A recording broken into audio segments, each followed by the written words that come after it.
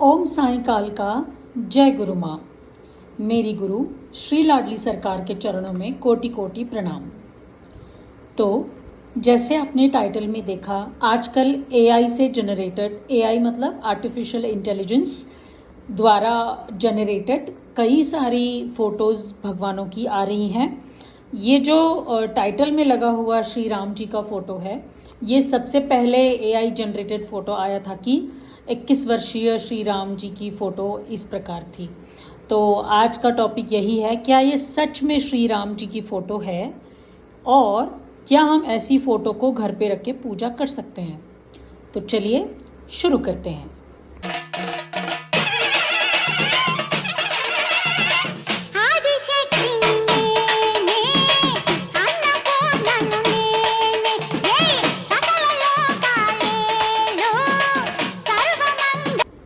तो पहले सवाल पे आते हैं हम, जो कि सबसे इम्पॉर्टेंट है कि क्या हम ऐसी फ़ोटो अपने घर में रख के पूजा कर सकते हैं।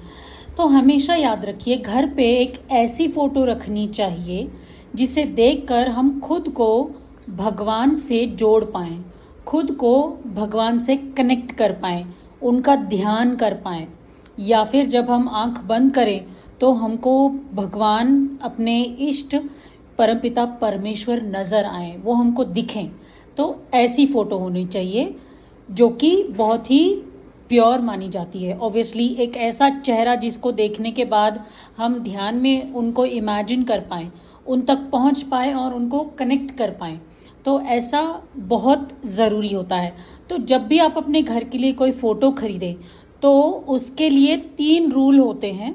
आज हम आपको वो 3 रूल बताते हैं। ये जो भी फ़ोटो इन 3 रूलों को फॉलो करती है, ऐसी फ़ोटो आप खरीद सकते हो।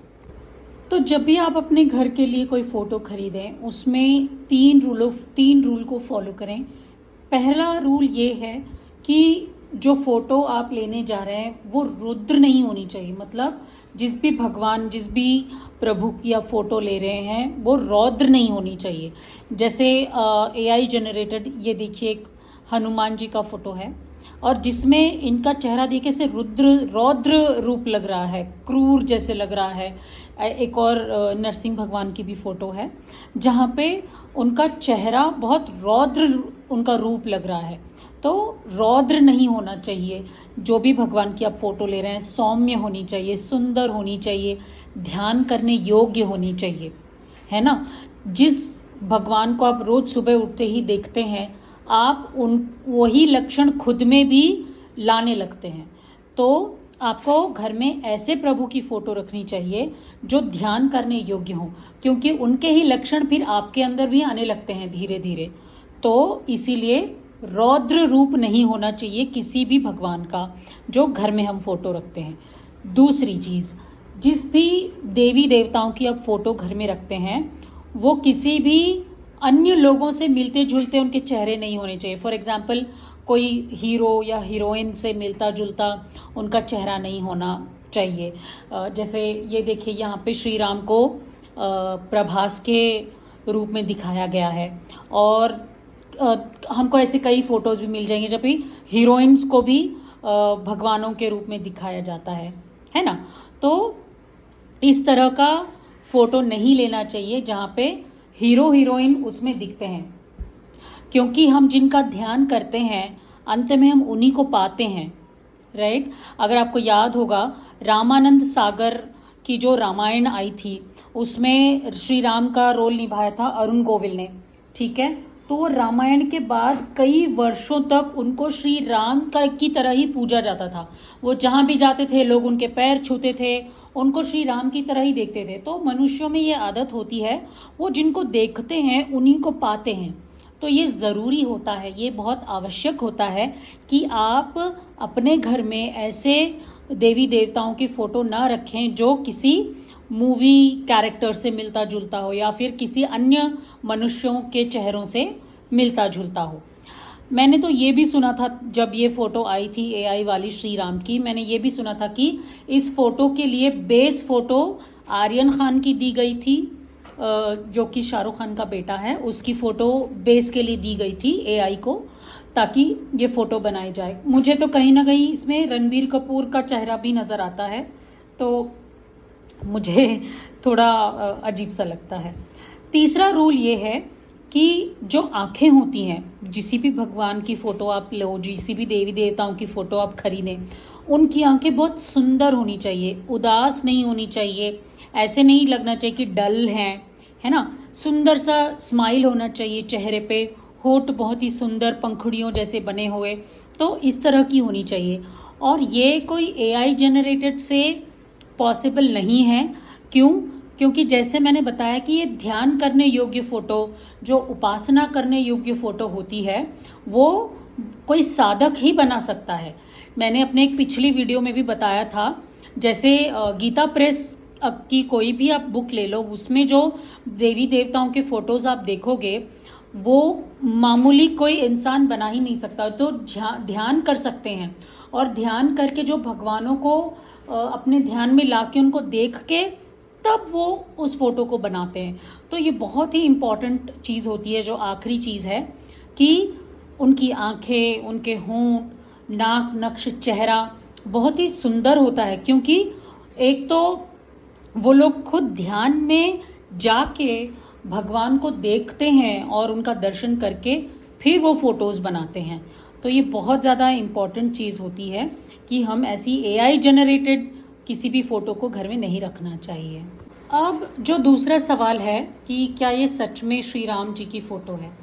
देखिए, श्री राम भगवान त्रेता युग में जन्मे थे और श्री कृष्ण भगवान द्वापर युग में जन्मे थे। तो ऑब्वियसली उस टाइम पे तो कैमरा नहीं था कि किसी ने श्री राम की फोटो जैसे फोटो उतार के रखी हो, है ना। तो उस टाइम तो कैमरा नहीं था। तो ये आई कहाँ से? ये जो एआई जनरेटेड फोटोज हैं, ये आई है मिड जर्नी नाम के एक एआई एप्लीकेशन की हेल्प से। ठीक है, जनरली हर एक वीडियो बनाने के लिए हम थोड़ा बहुत रिसर्च करते ही हैं, लेकिन इस वीडियो में थोड़ी ज़्यादा मेहनत लगी है। तो प्लीज़ अगर आपको ये वीडियो पसंद आती है तो लाइक कर देना और कमेंट भी कर देना। तो ये एआई जनरेटेड वीडियो आई है मिड जर्नी नाम के एक एआई एप्लीकेशन से। जैसे पुराने ज़माने में हमारे पास भगवानों की फ़ोटो होती थी, जो पुरानी फ़ोटोज़ अगर आप देखो, आजकल गूगल पे भी आपको मिल जाएंगी। मैंने जो सारी फ़ोटोज़ हैं गूगल से ही निकाली हैं। तो वो पुराने ज़माने में जो फ़ोटोज़ आते थे, वो फ़ोटोज़ पेंट किए जाते थे। ज़्यादातर फ़ोटोज़ पेंटेड हैं, राजा रवि वर्मा जी द्वारा पेंट की हुई फ़ोटोज़ हमको मिलती हैं। अब वो तो न त्रेता युग के हैं न द्वापर युग के हैं। तो उन्होंने ये फ़ोटोज़ कैसे बनाई कि पहले फॉर एग्जांपल उनको राम जी की फ़ोटो बनानी है तो पहले रामायण पढ़ेंगे, राइट, या फिर राम जी के मंदिर जाएंगे, साथ में ही रामायण भी पढ़ेंगे और राम जी के मंदिर जाएंगे, उनका चेहरा देखेंगे, जैसे मंदिरों में जैसे लिखा गया है, शास्त्रों में जैसे लिखा गया है, और रामायण में जो जो भी उनका वर्णन दिया गया है, तो वो सब देखेंगे और फिर ध्यान में बैठेंगे, ध्यान करेंगे। जैसे उनको ध्यान में श्री राम नजर आएंगे तब वो उनकी फोटो बनाएंगे, राइट। उसी प्रकार एआई भी क्या करता है, एआई में दो चीजें होती हैं, एक होता है डिस्क्रिमिनेटर और एक होता है जनरेटर। समझ लीजिए एक इनपुट है, एक आउटपुट है। तो इनपुट जो डिस्क्रिमिनेटर होता है, उसमें हम क्या करते हैं, राम जी के कुछ एक 10,000 फोटोज उसमें फीड कर देते हैं। ठीक है, फीड करने के बाद वो सारी फोटोज को अच्छे से देख लेता है। देखने के बाद हम जनरेटर को, आउटपुट को बोलेंगे कि ये सारी फोटोज को एनालाइज करो और मुझे बताओ कि 21 वर्षीय श्री राम जी का चेहरा कैसे लगेगा। तो एआई जनरेटेड 21 वर्षीय राम जी का फोटो आपके सामने आ जाएगा, क्योंकि उन सारे फोटोज को एनालाइज करके अपनी एक फोटो बना लेता है। ठीक है, लेकिन बेस में कोई, मुझे ऐसा लगता है कि शायद कोई मूवी से रिलेटेड या फिर कोई मॉडल्स वगैरह के चेहरे भी शायद ऐड किए जाते होंगे, इसमें इनपुट में शायद दिया जाता होगा।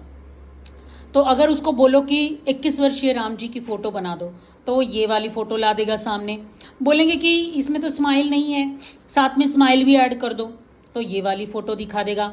फिर बोलेंगे कि नहीं नहीं, राम जी का तो थोड़ा सा नील वर्ण में, उनका रंग थोड़ा नील वर्ण का होता है, तो वैसी बना दो, तो वो ऐसी बना देगा। तो जैसे आप उसमें इनपुट में डेटा दोगे, आउटपुट में आपको वैसा ही फोटो बन के आ जाएगा। तो फाइनल बात ये है कि ये राम जी की एक्चुअल फोटो नहीं है, ये एआई से जनरेटेड है। प्लस इसमें बहुत सारे यंग चेहरे वाले, जैसे मैंने बताया, मूवी कैरेक्टर्स भी हो सकते हैं, मॉडल्स भी हो सकते हैं, उन लोगों को चेहरे में और श्री राम के कैरेक्टर्स मिला के ऐसा कुछ खिचड़ी बना के ये फोटो बनाई गई है। ये एक्चुअल श्री राम की फोटो नहीं है। अब आजकल हमें ये वाली फोटोज़ भी बहुत दिख रही हैं, आती हैं। हम भी हमारी स्टोरी पे ये वाली फ़ोटोज़ लगाते हैं जहाँ पे छोटे बालपन में श्री कृष्ण, श्री राम, राधा रानी के बचपन की ऐसी फ़ोटोज़ आती हैं, दिखने में बड़े क्यूट लगते हैं। तो ये फिर भी हम लगा सकते हैं ये, क्योंकि ये इमेजिनरी हैं, राइट। तो एक भक्त इमेजिन कर रहा है कि मेरे श्री कृष्ण गाड़ी चला रहे हैं, बाइक चला रहे हैं, समथिंग ऐसा कुछ, तो ये इमेजिनरी है। तो ये फिर भी हम लगा सकते हैं। स्टेटस पे, स्टोरी पे लगाने में कोई प्रॉब्लम नहीं है, लेकिन ऐसे फोटोज को हम घर में रख के पूजा नहीं कर सकते, क्योंकि जैसे मैंने बताया, हम जिनको पूजते हैं हम अंततः उन्हीं को पाते हैं। तो बहुत ज़रूरी है कि फ़ोटो ऐसी होनी चाहिए जिस पे आप ध्यान कर सको, जिसमें आप सिद्धि साधना कर सको। सुंदरकांड में ऐसा वर्णन किया गया है कि श्री राम का स्वरूप इतना अच्छा है, सूरज के जैसा उनका तेज है और चंद्रमा की तरह उनकी कांति है। उनके चेहरे में वो तेज दिखाई देता है, वो कांति दिखाई देती है। मनमद मतलब काम देवता के जैसा उनका स्वरूप है, मतलब बहुत ही मनमोहक उनका स्वरूप है। कमल की पंखुड़ियों जैसी उनकी आंखें हैं, गुलाब की पंखुड़ियों जैसे उनके लिप्स हैं, उनके होंठ हैं, और इतना मंगलमय उनका स्वरूप दिखाया जाता है। तो ये सब कुछ वर्णन जो दिया गया है सुंदरकांड में, ऐसा आप कहाँ पाओगे? सिर्फ ध्यान में ही आप वो रूप को देख सकते हैं। कोई भी एआई जनरेटेड फोटो उस स्वरूप का वर्णन नहीं कर सकता, नहीं दिखा सकता। वो ध्यान में ही आप देख सकते हो और कहीं आपको नहीं दिखेगा। एक एग्जाम्पल देते हैं, जैसे एक हाई जंप करने वाला एथलीट होता है, ठीक है। जो हाई जंप करने वाला एथलीट होता है, आप गौर से देखना, वो दौड़ता हुआ आएगा, उसके हाथ में एक स्टिक होगी, उस स्टिक को वो रखेगा और उस स्टिक की हेल्प से वो ऊपर की तरफ जाता है और अपने टारगेट को पा जाता है। उसका टारगेट है जंप करना, लेकिन जंप जब वो करता है तब वो स्टिक को छोड़ देता है। तो ये जो फोटोज़ भी होती हैं श्री राम के, भगवान की, किसी की भी फोटोज़ जो होती हैं, वो हमें हमारे फाइनल गोल तक पहुंचाने के लिए होती हैं, ठीक है। तो हमारा गोल क्या है? उस परमपिता परमेश्वर को पाना हमारा गोल है। तो उनको पाने तक ही ये हमारी सहायता करते हैं। जैसे ही वो एथलीट अपना गोल पा लेता है, जैसे उसका जंप हो जाता है, तो उस स्टिक को वो छोड़ देता है। उसी तरह से हमारा भी काम यही है कि फाइनल में जब हम हमारा गोल पा लेते हैं, जब हम अपने परमेश्वर को पा लेते हैं, तब ये फोटोज़ काम नहीं आएंगी। तब उनका असली रूप, उनका असली चेहरा, उनका वो असली स्वरूप हमको ध्यान में स्वयं प्रभु दिखाएंगे। तो ये जो एआई जनरेटेड फ़ोटोज़ होती हैं, ये पूजा के लिए नहीं होती हैं। सिर्फ देख लो, खुश होने के लिए ठीक है, स्टेटस पे लगाने के लिए ठीक है, लेकिन इनका प्रिंट निकाल के घर में रख के ऐसी फ़ोटोज़ की पूजा नहीं करनी चाहिए। मुझे लगा ये टॉपिक इम्पॉर्टेंट है, बताना चाहिए, क्योंकि आजकल बहुत सारी ऐसी फ़ोटोज़ आने लग रही हैं। तो मुझे लगा कि ये टॉपिक इम्पॉर्टेंट होगा बताने के लिए, तो इसीलिए मैंने ये वीडियो बनाई है। इस वीडियो को बनाने में थोड़ा मुझे स्ट्रगल करना पड़ा, थोड़ा रिसर्च करना पड़ा, मेरी मेहनत थोड़ी लगी है। तो मेरी सबसे विनती है कि अगर आपको थोड़ा भी ये वीडियो अच्छा लगा तो प्लीज़ सब्सक्राइब कर लीजिए और कमेंट करिए, शेयर करिए। अगर आपको कोई और भी टॉपिक चाहिए तो आप टॉपिक मुझे कमेंट करके बता सकते हैं, ठीक है। और thank you so much video को यहाँ तक देखने के लिए। ओम साईं काल का, जय गुरु माँ।